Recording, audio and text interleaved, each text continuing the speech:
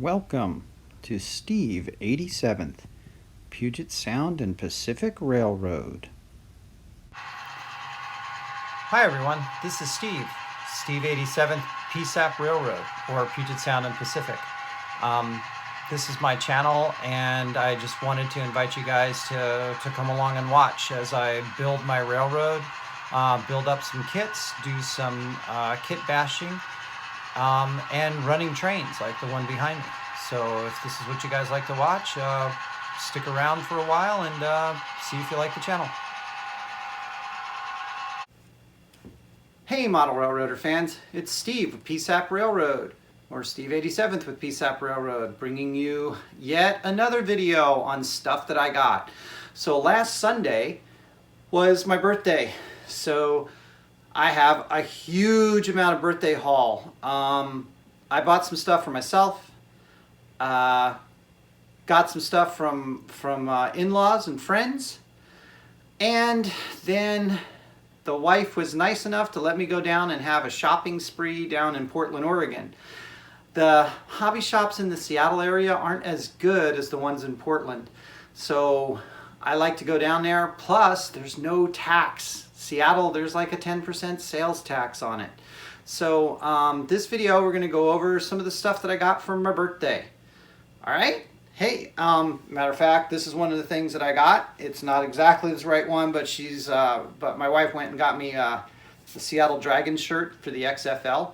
So we also have tickets to the XFL games, and they've been proving to be pretty fun. So we're kind of liking that. So let's get on with the video, and I'll show you what I got for my birthday.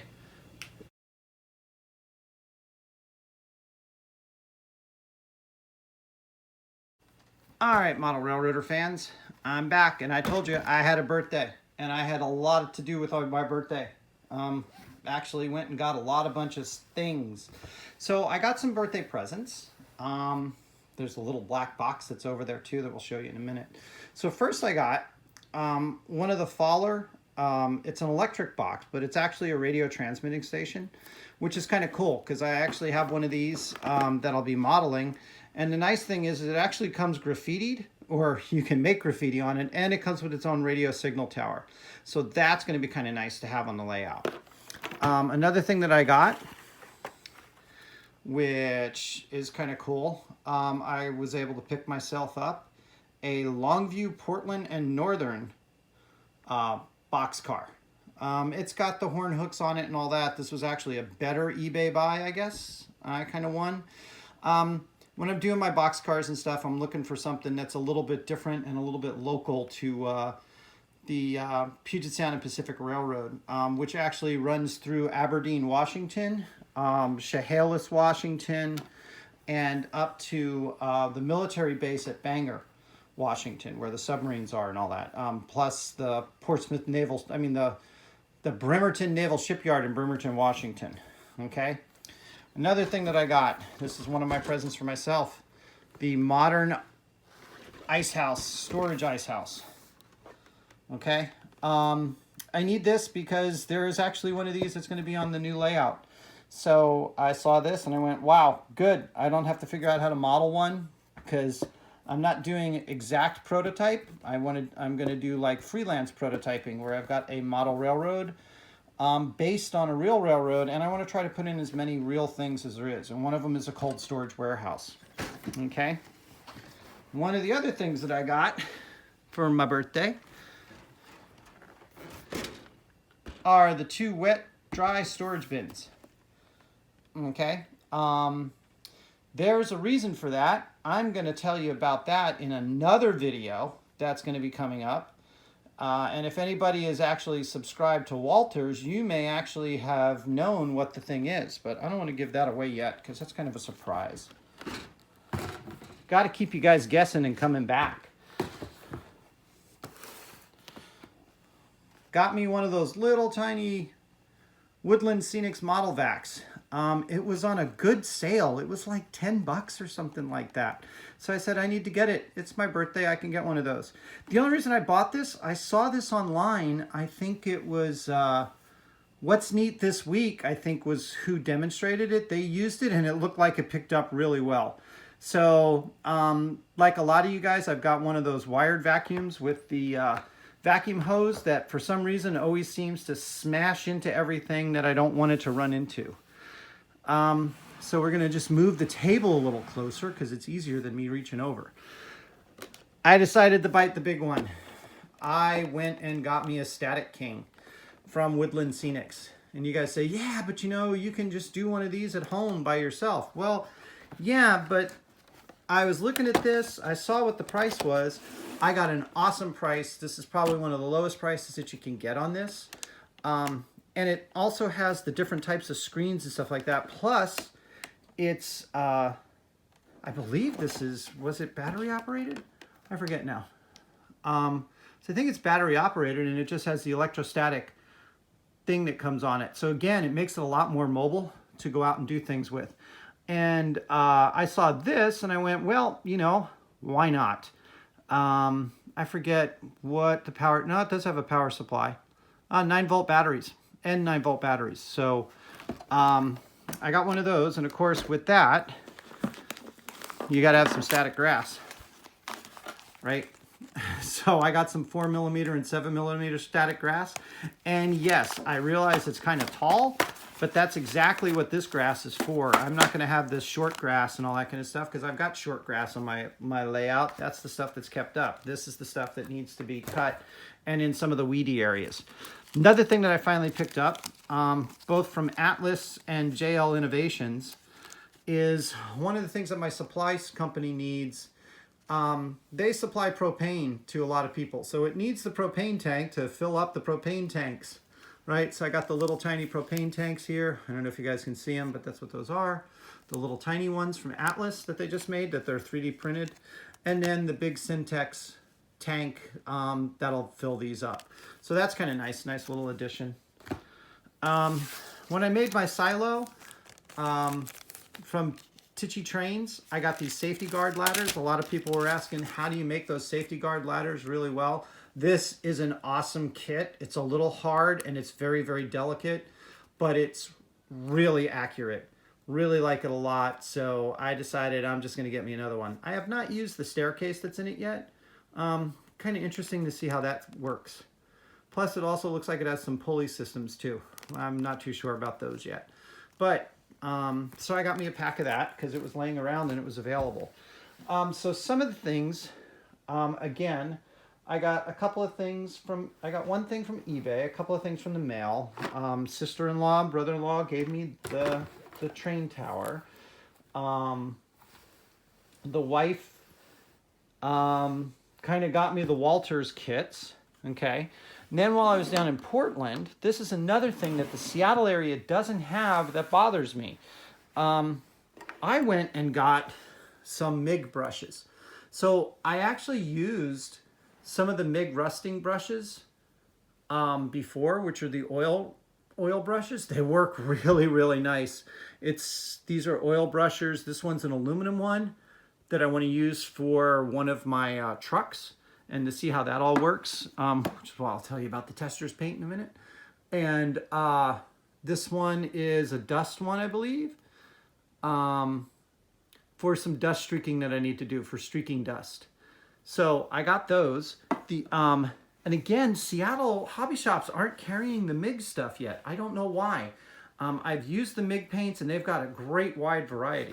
Oh, that's right. There is another color that's not here, and it is called, oh, sorry, here it is down here. Okay. This is another color that they have, and it's a wash, but it's Trax Wash. Okay, so now understand, we run railroad tracks, but this isn't for those. This is actually for the tracks for tanks, which means that it'll work great for, bulldozers and tracked vehicles that we have on our layouts and all that, to get that rusted metal look that the track should actually have instead of being painted bright yellow or bright black or whatever. So I got some of that. I want to see how that works. I'm curious to see how it works on the rubber tracks, to see if it actually will come up. The other two things I got from MIG I got to see these. Again, I can't remember the video that I saw it on. I think it was actually a military video. But this is acrylic asphalt for dioramas. Now, the cool thing about this, yeah, it's asphalt and we can get paint colors and all that, but this actually has asphalt texture in it. So it has very, very small grains of asphalt like rock in there. So when you actually paint this out, it has that asphalt texture. And so since they had that, I also decided to go ahead and get the concrete. Now these are a little expensive. You can see that, but they're pretty big bottles. They were about 13 bucks a piece, 13.50 a piece and all that kind of stuff. But I really like them from what I saw and all that kind of stuff. So I want to try them someplace on the layout to see how that asphalt and that concrete actually looks as compared to what I've been using, which is the Woodland Scenics. The blue rattle can, okay, yeah, I mean, it's not that big of a deal and all that kind of stuff, but one of the things is in my area, I live near a small company that everybody buys a bunch of stuff from on the internet. Yeah, Amazon. And they have a ton of prime trucks.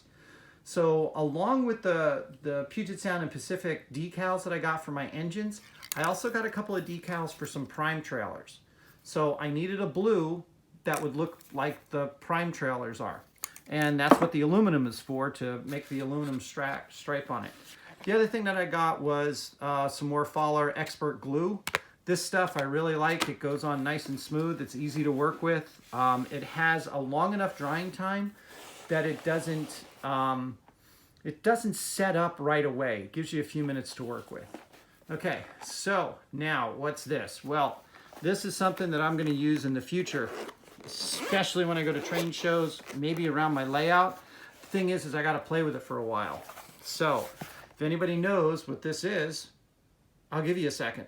So it's an Osmo DJL.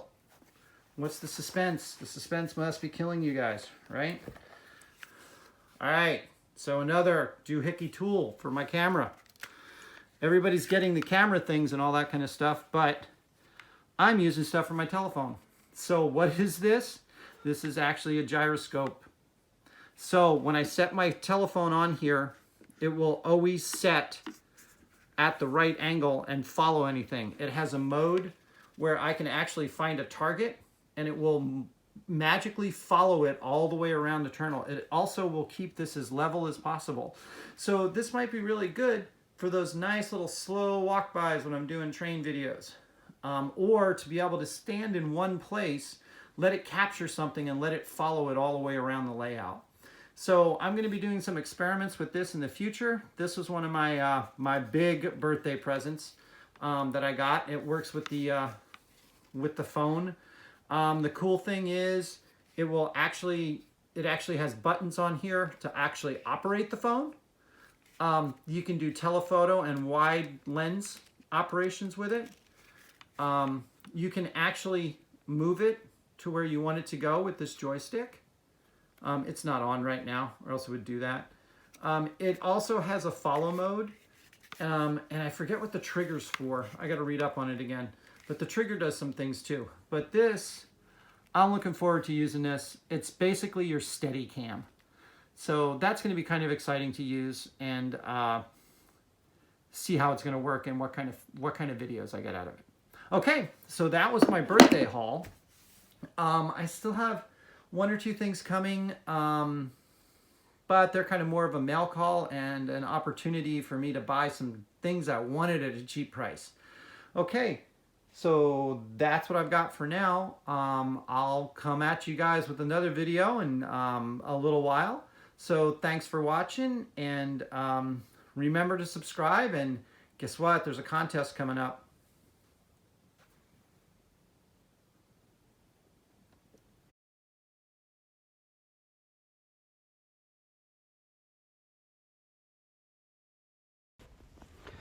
Just a reminder, these are the prizes that you can win if you enter my contest for 150 subscribers. Still need about 25 more. Check out the details in the last video, and I will leave a link from this one to there. All right, model railroaders, have a good day, and we'll see you again real soon.